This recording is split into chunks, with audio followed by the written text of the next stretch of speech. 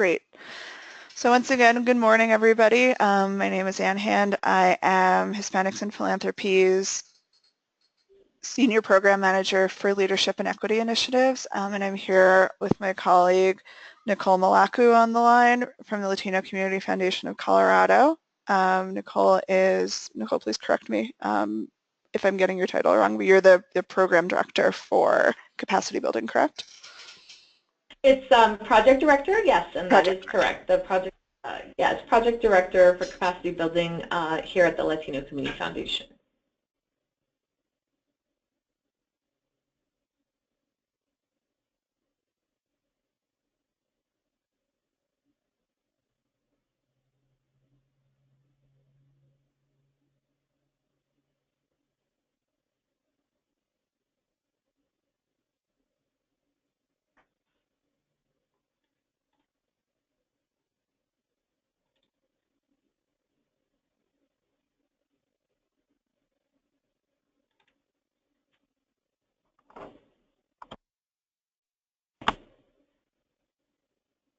Okay, are we going to the next slide?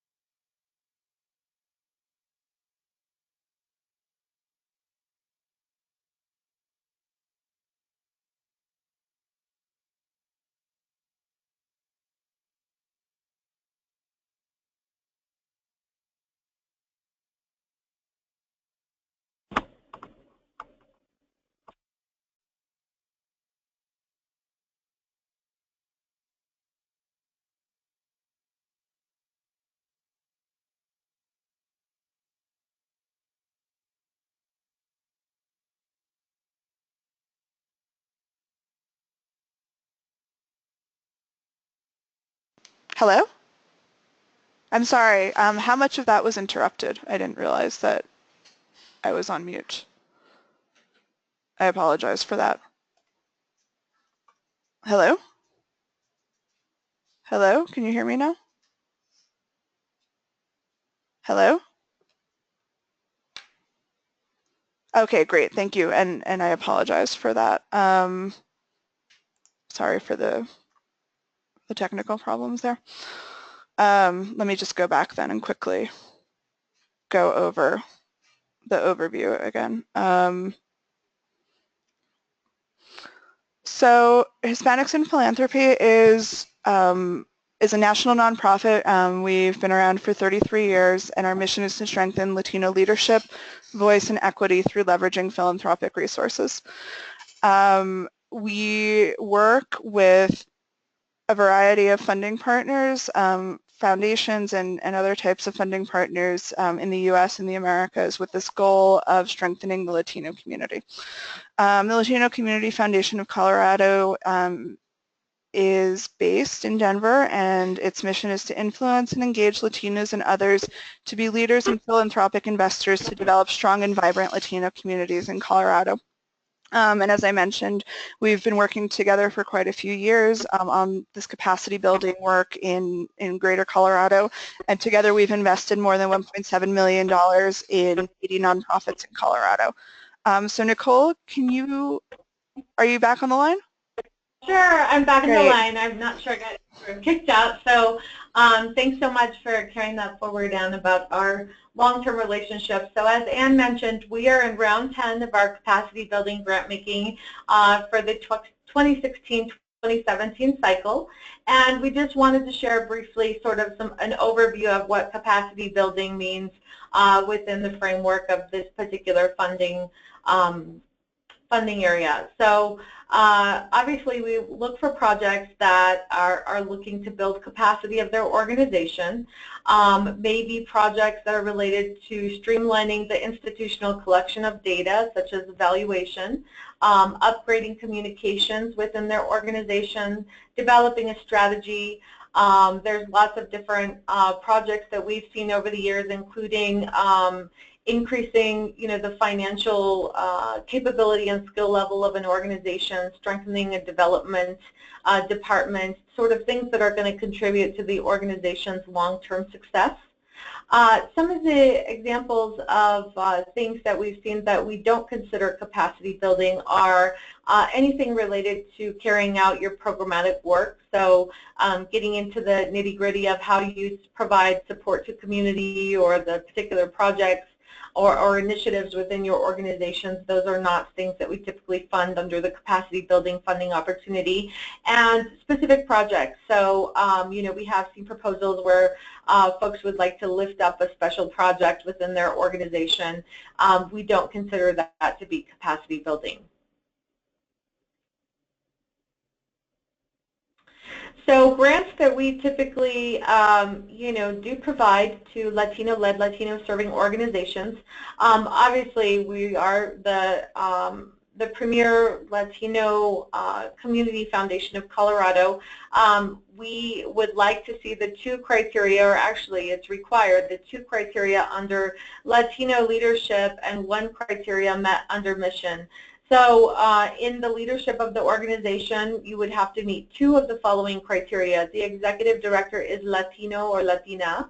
The mission statement targets Latinos or a Latino subgroup, and a majority of the management team is Latino. So we want to make sure that the organizations that we help build capacity for are in fact reflective of the communities they're serving. The mission of the organization, this is really important as well. So the majority of people who are being served by the organization are Latino, and a majority of the board is Latino. And so if you might be unsure if your organization falls into that, just providing a matrix of how many folks within your board are Latino is a pretty quick way to tell whether or not if you've passed that 51% tipping point. We fund 501c3 organizations, so we typically do not fund standalone projects. If you are under a fiscal agent, you'll need to provide that information in your proposal. Your operating budget must be under $2 million. And the operating budget must be at least $25,000 or have one full-time paid staff member operating and serving individuals in Colorado. Great. So if you meet that criteria, we invite you to submit a proposal for a capacity building grant for this year. Grants will be made for capacity building, and the average size of our grants are $10,000. Applicants may apply for up to $20,000, and over the years I think that we sort of average top out around $18,000 for particular projects for organizations that are really in a growth period where a project on the larger end of the scale is going to be able to help them build up their capacity for the long term. The deadline for submission is November 6th. At 5 p.m. Mountain Time, and must be submitted via the link on the form that's provided here on your screen. Great. And just to sum up the timeline, it's a pretty short timeline at this point. The RFP has been out for a few weeks now, and we have November 6, 2016 at 5 p.m. Mountain Time as the deadline to submit proposals electronically. I think it's just important for us to mention that the electronic format that we're using unfortunately cannot save partially completed proposals. So we would recommend people work on their proposals in a Word document and then upload the answers and your responses to the online submission. And the online proposals, I mean the formats are exactly the same as the PDF that that's available to all of you. So then mid-November through mid-December 2016, the Latino Community Foundation of Colorado will be organizing site visits for organizations selected to move forward in the grant review process. And then by the end of December, we're committed to sending grant notifications. So that's our timeline. The grants will be for a year, and now let's move on to the Q&A.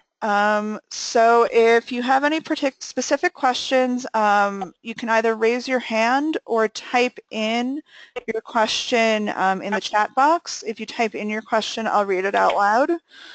And Nicole and I are here for any and all questions you may have about this process. So please take some time to gather your thoughts, and again, you can also reach out to myself or Nicole, or to Myra Gonzalez, who's our project assistant at the Latino Community Foundation of Colorado.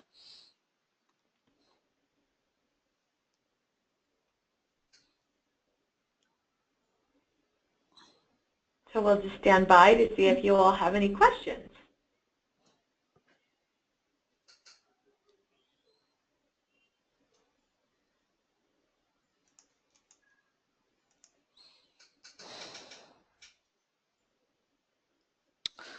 Great. So we have two questions. The first is from Curtis. Thanks, Curtis.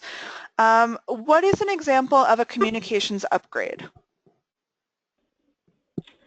So a communications upgrade would be, let's say you were exploring a platform that would allow you to communicate with your constituency, and you needed to buy a special software that was going to serve the organization in the long term. We would want to be able to see like how that was going to be woven throughout the organization to really build capacity to engage with your donors, your constituents, your potential base of people that you're working with in community. So that could include the training for a consultant to work with you on a communication strategy.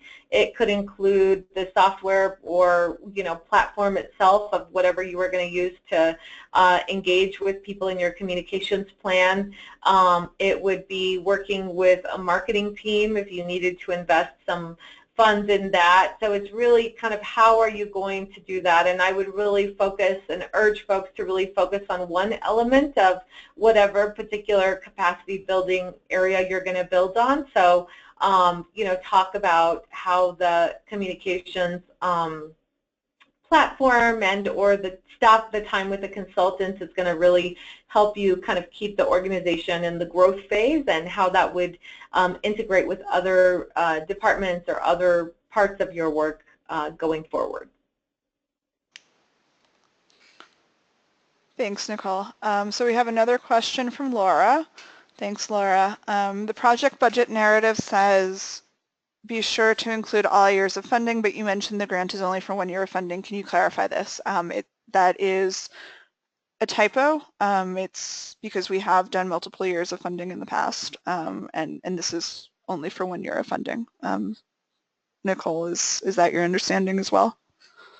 Yeah, so this is a 1-year grant, and typically we like to see the organization's other sources of funding, just to kind of see, like I said, where the organization receives other funding from, and if this is something that sort of aligns with that. It really helps our board and our grant committee identify organizations that have diverse funding sources and sort of are in this sort of growth cycle of the organization, rather than organizations that say, let's say you primarily receive federal funding and 90% of your budget is coming from a federal grant. We just like to see, and our board as well likes to see diverse funding sources for the groups that we provide capacity building grants to.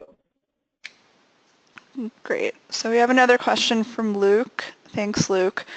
Do you often fund capacity building for a new staff member or to expand a part-time role into a full-time position, and can you give some examples?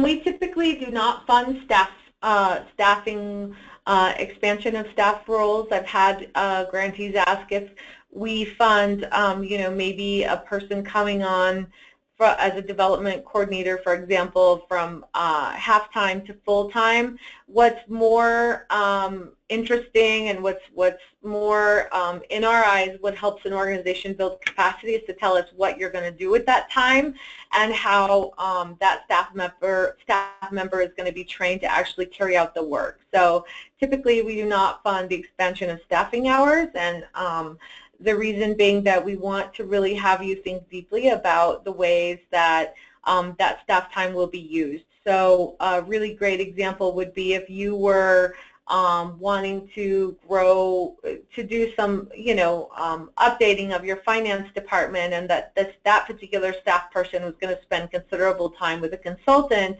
each week or, twice a month or whatever that is, and that there was an investment in training in the whole staff. That's sort of the things that we feel contribute greatly to the ongoing success of a particular organization.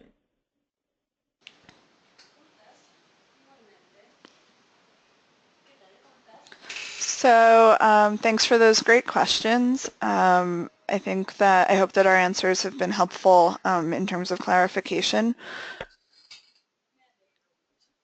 And we'll wait a little bit and see if some more questions come in. Or again, if you're in a place where you can talk, you can raise your hand and we'll unmute you from the webinar.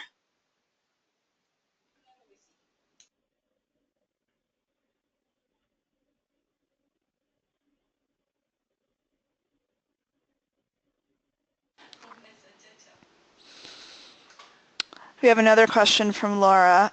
Last year we needed to build in funding to attend the grantee convening meetings. Is the same true for this year? Yes, that would potentially be another area. So we, since we still are considering this a HIP LCFC collaborative effort, we most likely will have a grantee convening again. We will try to keep that in a place that's easily accessible to most folks. And you should also build in reserve a small amount of funding to be able to attend our grantee convening.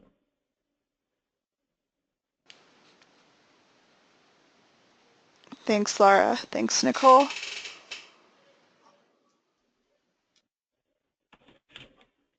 We have another question from Curtis. Curious how many applications you receive typically and how many you fund. Sorry if I missed that earlier. So we typically receive about 45 applications for this particular funding opportunity. We do have other funding opportunities through our Young Latino Philanthropist Initiative and also through our Colorado Immigrant Funders Collaborative. So for this particular initiative each year we get about 45 to 60 proposals. It just depends on the year, and usually around 10 of them are funded. And these are, of course, organizations that operate across the state of Colorado. So we try to fund across the state and distribute the capacity building support to organizations throughout Colorado. These are really great questions. Please keep them coming.